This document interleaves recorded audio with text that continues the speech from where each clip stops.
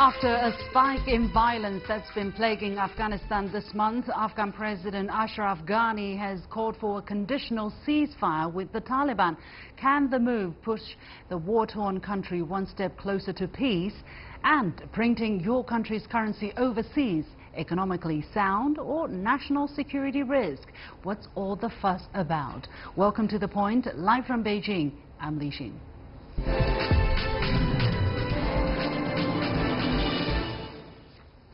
Taliban insurgents launched a wave of brutal attacks across Afghanistan this month, targeting 2 Afghan military bases in the northern province and conducting a sustained attack on the strategic city of Ghazni.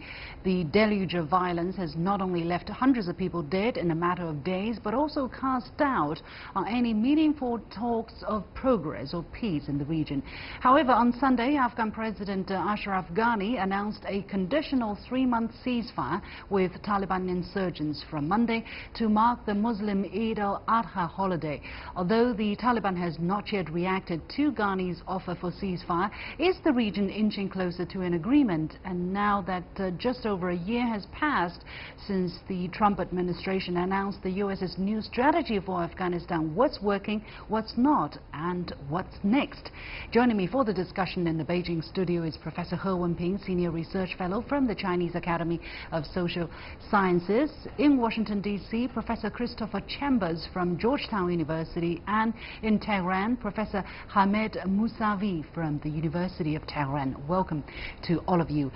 Professor He, at a ceremony on Sunday, as I said, celebrating Afghanistan's 99 years of independence from British rule, Afghan President Ashraf Ghani announced a conditional ceasefire, which he said would start Monday and continue as long as the Taliban preserves and respects it. He added, we call on the leadership of the Taliban to welcome the wishes of Afghans for long-lasting and real peace. But how big of a breakthrough is this? And just on Monday, there was news of a Taliban hijacking of 3 passenger buses along with more than 150 passengers in the northern province. Is the Taliban appearing to accept the offer? Well, it seems not that optimistic that the Taliban will immediately accept this offer given by the Afghanistan government, because from the perspective of Taliban, they think now they are in the upper hand because all those things seems moving to the direction that they are in control.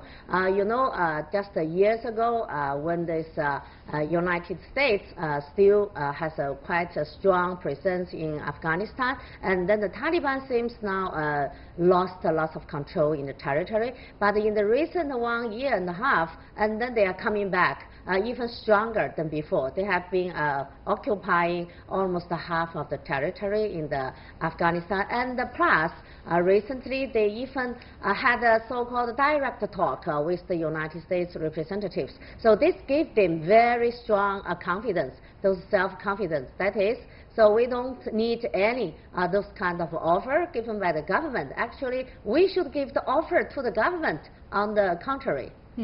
Well, but the Taliban did accept similar offers in the past. For instance, we've seen other ceasefires in the past. In June, the Afghan government announced a 17-day ceasefire to encourage the Taliban to support the national reconciliation process. And reciprocating the government's step, the Taliban announced a 3-day truce during Eid al-Fitr, which marked the end of the fasting month. So, Professor Chambers, what have these ceasefires achieved so far? Why are ceasefires called often? Is it used as a way to freeze things so that it doesn't get worse for the time being before people can start talking? Yes, well, they're used for that purpose, to basically freeze the status quo, because both sides do see an advantage to holding off, reassessing, apprising the strengths and weaknesses of the other side. It also serves the purpose of trying to gauge what NATO and the United States wants to do. And I think lately what we've had a situation in Afghanistan where the United States really is at a loss as to what kind of policy to pursue.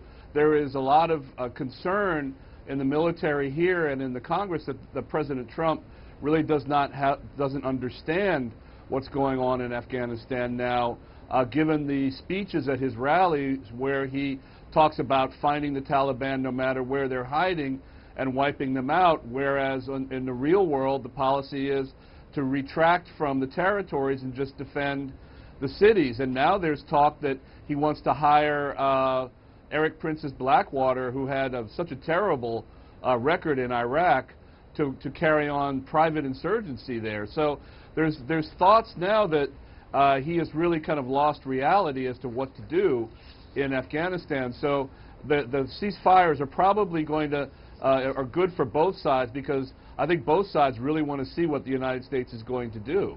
Now, the call for a ceasefire also comes after a bloody few weeks in Afghanistan, including sustained assault on the key city of Ghazni last Friday, an attack by Islamists, by the IS on a school in a Shiite neighborhood of Kabul, which killed at least 34 people. The United Nations said more than 1,600 civilians were killed in the first 6 months of the year, the highest number in the last decade. Professor He, why has there been such a surge in violence?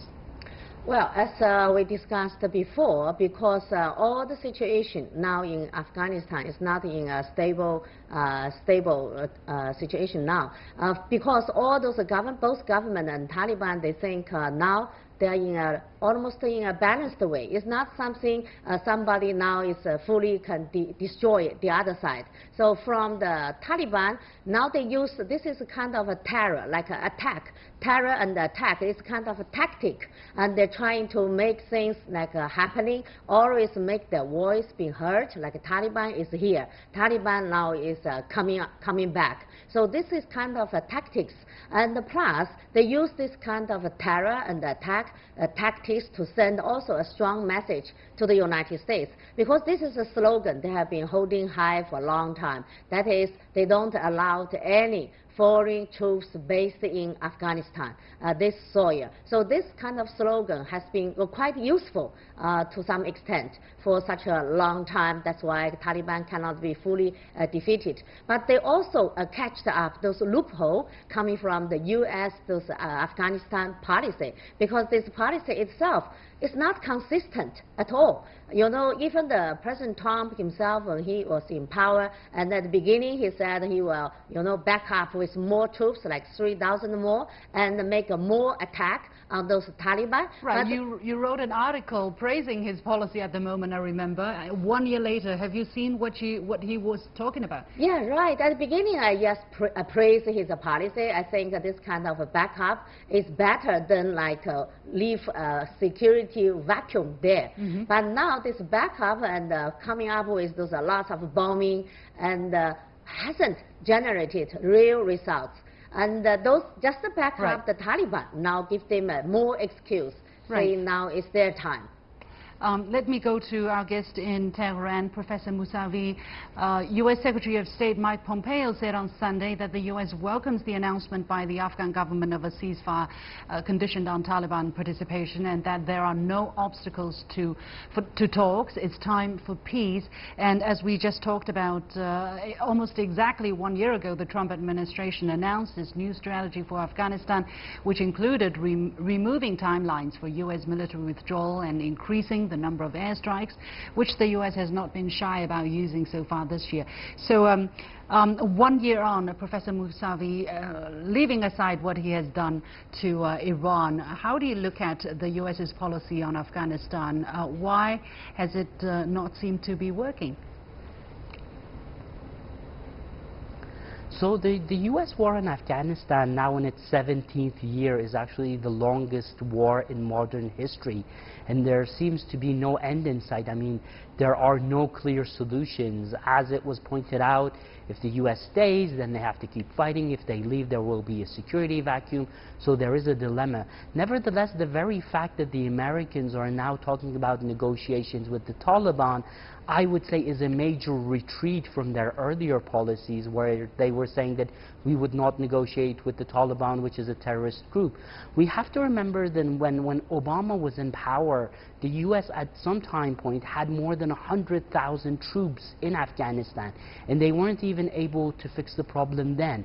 today, with about 11 to 12,000 troops, they really can't do much. And from Iran's perspective, U.S. foreign policy after 9/11, I mean, attacking Afghanistan and Iraq has been very dangerous for the region. It has created a lot of instability. For example, the mess in Iraq led to the rise of ISIS. And if the Afghanistan war is not led to a firm and hopefully a clear conclusion, that it also has the signs of leading to the rise of extremist groups, perhaps even more extreme than the Taliban. Mm-hmm. Professor Chambers, as we just heard, well, the actual number of U.S. troops varies slightly, but it's about 12 to 14,000 U.S. troops, and some allies' troops are still in Afghanistan. And the U.S. spends about $5 billion on Afghan security forces each year. If the situation continues to deteriorate, what would the U.S. have to do? Well, that's very hard to say because, again, we have seen that this president has been very unpredictable on his public statements versus what policy is in the White House. What we're guessing is going to happen is that he's going to have to minimize that number of troops even more, draw them into the cities just to provide basic security, and then actually sit down and talk to the Taliban about what the Taliban wants. On the other hand, his public statements have been that of very bellicose, you know, we're going to fight the Taliban and root them out no matter where they hide. And again, this new wrinkle about putting in private contractors to carry out commando raids basically against the Taliban by a private company, this company that worked in Iraq. So it's hard to say what at this direction is going to happen because this president is very unpredictable. Mm-hmm. I think he is going to have to sit down with the Taliban and talk. Mm-hmm. But for any meaningful talks to take place, Professor He, between the government, the Afghan government and the Taliban, what do you think has to happen? Do you see any signs that things will be in place anytime soon for such a process to really start? Well, I'm not that optimistic because the Afghanistan government now feel also not happy about this direct talk between the U.S. and the Taliban, because it seems like a skip over the Afghanistan government, because before the U.S. Seems trying to push the Afghanistan government to have a talk with the Taliban, but now they just drop over the Afghanistan government, so there will not be very smooth process at all. Because I think because this November election is coming soon, maybe that's why the Trump administration now changed his position within such a short time. So last year he has very strong determination, saying he's going to back up those 3,000 troops and then crash this Taliban. So added a lot of bombing, but actually very obviously he underestimated this kind of strong resistance coming from Taliban. Mm-hmm. So very soon now, in order to get those election, coming back to the Republican Party, so he has to change, trying to bring some those early results, bring it back to the U.S. those voters to see, okay, I have done something. Now this is something I can bring it on the table. Mm-hmm. Professor Mousavi, very briefly, how do you think the recent rise of violence in the country is going to affect the upcoming parliamentary election in Afghanistan? Well, I mean, the government in Afghanistan is clearly not very efficient in dealing with the Taliban, and I think all of these talks of peace will be very, very short-lived. We have to remember that in the 1990s, when the Taliban started to take over Afghanistan, they took over city by city. So there is a very real danger that Afghanistan will fall into the hands of the Taliban. Mm. Okay, we have to leave it there. Many thanks to my guests in the Beijing studio, Professor He Wenping, Senior Research Fellow from the Chinese Academy of Social Sciences. In Washington, D.C., Professor Christopher Chambers from Georgetown University, and in Tehran, Professor Hamid Mousavi from the University of Tehran. You have been watching The Point. We'll take a short break, and when I come back, printing a country's currency abroad, practical or perilous? We'll be looking at the risks and benefits. Stay with me. Printing the Indian rupee in China. Whether it's true or not, some Indian people see it as a good deal, while others see it as a threat. What's the story? Well, recent news about a Chinese company receiving orders for printing foreign currencies, including the Indian rupee, spread quickly on India's social media, prompting concerns over India's national security. The Indian government called the report baseless, denying that they asked China to print their currency. China has not responded to India's comments. Well, countries having their currencies printed overseas is nothing new, but rather a common business practice in the world. China first won foreign contracts to print currency in 2015 and has done so for countries including Nepal, India, Brazil, Poland and Malaysia, according to the president, among others, according to the president of the China Banknote Printing and Minting Corporation in a report released last May. So are Indian critics' concerns justified? What has brought China's printing technologies into the pocketbooks of people around the world? Joining me in the Beijing studio is Han Hua, fellow at the Chongyang Institute for Financial Studies at Renmin University, and Professor Madhav Nalapat from Manipal University in New Delhi. Welcome to both of you. Now, Professor Nalapat, let me go to you first. Some Indian politicians are among the loudest critics. Indian Member of Parliament Shashi Tharoor said, if true, this has disturbing national security implications. The opposition party AAP, its national spokesperson Raghav Chadha, called the development a big threat to India's national security and financial sovereignty, and asked Prime Minister Modi why this information was not available in the public domain. So whether or not China actually received orders from India on printing its currency, why, to start the discussion, why do countries have their currencies printed by another country anyways? Well, I'd like to say that I personally favor any major country printing its own currency and producing the paper needed to print that. But so far as this particular set of criticism is concerned, I think quite frankly some of it has been inspired by competition from some of the European countries who are afraid that China, with lower cost and possibly the same or better quality, will take away the contracts that they've been enjoying for so long. I mean, some European countries have been enjoying very good contracts so far as Indian currency is concerned, both the supply of special paper as well as sometimes the printing. So I suspect that some of this is motivated by leaks coming from these competitors. Although I would like to say that those who are raising these concerns, they must be completely genuine about it. And certainly it is a problem when the currency of a country is printed outside. But I just want to make one very important point. The problem is if there is counterfeiting, and counterfeiting can come from any country. It need not come from the country printing the currency. It can come from any number of countries. The US dollar, there are many more times US dollar outside the US than in the US, but counterfeit dollars in the US is very rare because of strict controls.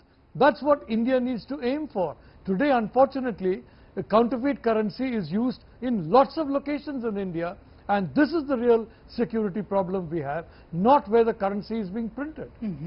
Well, basically, as you pointed out, some European countries have been providing currency printing services for many governments. De La Rue, for example, based in the UK, claims to be the world's largest commercial banknote printer with a global presence and customers including governments, central banks and leading brands for China as well. China had its currency printed in the UK and also. So, Ms. Han, if printing currency abroad brings security concerns, why do governments and central banks still do that around the world? Well, I think in terms of the economic scalability, as well as for some smaller countries, comparatively smaller countries, it is more efficient and effective to have some of its banknotes or the coins to be printed outside, because some Western countries, including China, with the latest developments, it has the full scale of the printing and the minting technologies, from designing to printing to manufacturing, even including the manufacturing of the printing machines. So in terms of the economies it is more feasible to print the banknotes by some commercial companies rather than by the countries itself. India actually is among the largest consumers of currency notes in the world. Currency continues to be the dominant means of payment according to the Reserve Bank of India. So Professor Nalapat, what challenges does India have in terms of producing its own currency domestically? Does it have to do with currency reform? Does it have to do with a limited capacity? What kind of challenges is India faced with there? Well, I'd like to say that it's very, very important that India do something much more to prevent counterfeit currency circulating inside India. Now, for example, this demonetization that took place, there are reports that a large volume of counterfeit currency was also exchanged at several bank branches because they didn't know how to differentiate between a genuine note and a counterfeit note. India has something like $270 billion of currency. That's what the Reserve Bank says. That's excluding the money in the Reserve Bank. In my view, this country requires about $300 billion of currency. Now, if you don't supply that kind of currency, it's also obviously an incentive to counterfeiters. But the problem we're facing in India, that banking and bank branches are not so much. The machinery for identifying counterfeit notes is not spread out. In fact, it's relatively more limited. So we have multiple problems. As I said, I repeat, the real problem is counterfeit currency circulating in India. And that counterfeit currency, as I understand, it's been counterfeited in some countries that are neighbors of India. Thailand, for example, Bangladesh, Pakistan, Nepal. All these countries are known to be hubs of counterfeiting. Some parts in India, like Malda in Bengal, is known to be a hub of counterfeiting.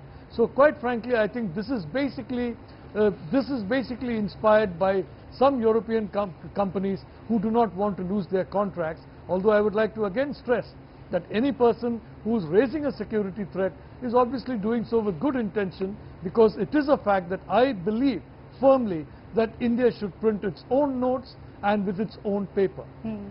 Well, Ms. Han, how do you address this kind of security concern then? Obviously, people can, put one and one together and come to two, saying if you ask somebody else to bring you a currency, then it is possible that one day they would say, I don't give you the money, I should be giving you. Like allegedly in the case of the Libyan leader Muammar Gaddafi, it is said that when he was in great difficulty militarily, the money that he asked the British company to print was frozen for a considerable period of time and only delivered when it was too late. So is that kind of concern justified? What does China say towards that kind of concern? Of course, this kind of concerns need to be taken into consideration. Just like we said for an investment banking, if we do research all the investment, we have a Chinese wall to be established.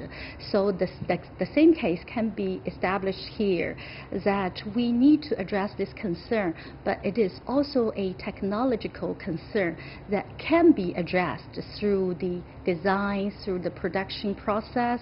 The security concerns can be totally taken care of. At the same time, it is also a business or commercial considerations, not between the two governments, but it's more like a business or commercial discussion and the deal between the two parties involved. So as long as these concerns can be addressed and the contract can be formalized, we can see that the English company you mentioned has been established over 160 countries' contracts for the banknote printing. Same with some German and American companies. China is lacking behind in the past during the since the founding of New China, but it has been catching up very quickly. And since the initiative of Belt and Road, China's the printing company, the Mint and the printing company, has been taking advantage of this opportunity, trying to to reach out to more countries to reach the kind of business deals, I think it can be formalized under framed as a business deal. Yeah. So these security concerns can be taken care of with the advancement of technology. There are also other cases, other countries having their currencies printed by China, and basically the same thing with a country going to a UK company or going to an American company and have their notes printed. I mean, in this world, it is just not possible for every country to produce everything that they use. For some countries, this is simply out of the question. I think in the case of India, I'm talking about my personal view here. I think yes, India should develop that kind of capacity, but maybe before that is possible, you would have to find some kind of solution elsewhere, and either you find it with a British company or an American company or a Chinese company. I think these are commercial choices, right? I don't know. Anyway, you can actually take the China's cooperation with Nepal as a very good example. We actually produced the banknotes for Nepal government and Nepal Central Bank as a three-stage approach. The first stage is like they provide the samples and we just produce. The second stage is that they ask us to join the design and the production, the whole process of production. And the third process is that they ask us to provide a China standard. China standard in terms of the security concerns to be addressed, in terms of the whole processing, production processing, so that it can be used as a very good example for China's further outreach of the other cooperations with other countries. Professor Nalapat, maybe 20 seconds, that's the time I can have. Do you think there is still underlying fear or mistrust against China in everything that China does when it comes to, something Indian? Look, the fact of the matter is that after the Wuhan meeting between Prime Minister Modi and President Xi, a lot of that trust has come back, in my view, and it has come from the top and it is now percolating to lower levels. All these reports about China being a threat and ignoring the fact that currency produced anywhere outside the country is a threat and counterfeiting is the threat. Frankly, it has made very little impact, except sometimes in some parts of the internet. In terms of public opinion, very little impact. I don't believe China is seen as a threat. We have to I leave don't it believe there. India is seen as a threat. We have to leave China. it there. Thank you very much. And that's it for this edition of The Point with me, Lu Xin. As always, follow me on Facebook and Twitter using the handle The Point with Alex. Download the application called CGTN to watch the show on your mobile devices. Thanks for watching. You've got The Point.